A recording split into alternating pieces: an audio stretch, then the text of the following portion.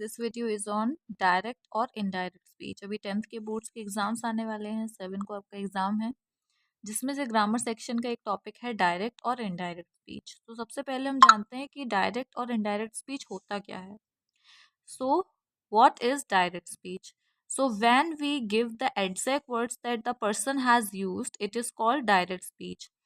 The spoken words are put within inverted commas. कि जब किसी इंसान के कहे हुए वर्ड्स को एज इट इज यूज किया जाता है, उसी को ही डायरेक्ट स्पीच कहते हैं।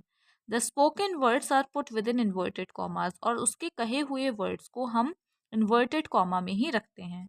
यानी किसी भी इंसान के कहे हुए वर्ड्स को एज इट इज ज्यों का त्यों रखना डायरेक्ट स्पीच के अंदर होता है, और उसके जो स्पोकन वर्ड्स हैं उसको हम डबल इन्वर्टेड कॉमास में रखते हैं।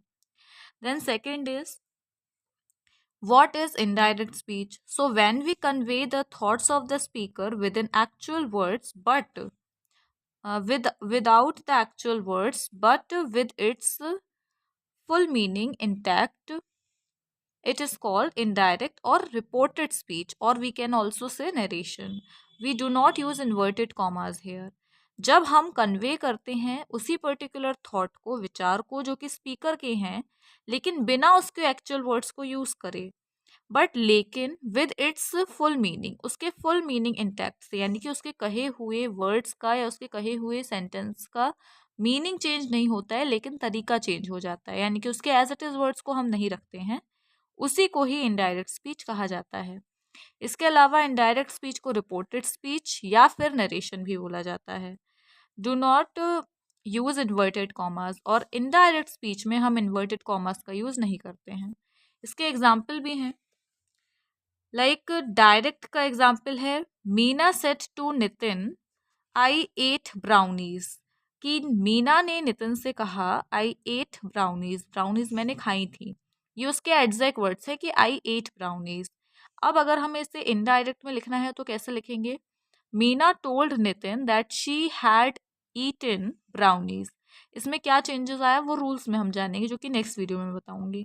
लेकिन फर्स्ट में जो कि डायरेक्ट स्पीच है, उसमें मीना ने जो नितिन से कहा वो एज इट इज वर्ड्स लिखे गए, और सेकंड में Meena told Nitin that she had eaten brownies में बताया गया कि मीना ने नितिन से कहा कि उसने ब्राउनीज खाई थी।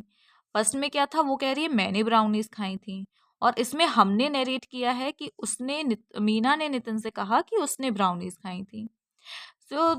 इसमें काफ़ी ज़्यादा डिफरेंस आ गया है। जैसे सेट को टोल्ड में कन्वर्ट कर दिया है, टू इसमें रिमूव कर दिया है, टू हम सभी में रिमूव कर देते हैं। देन दैट लगाया है, आई जो प्रोनाउन है आपका उसको हमने शी में कन्वर्ट किया है, जस्ट बिकॉज मीना ने अपने लिए आई यूज़ किया था तो हम शी लिखेंगे।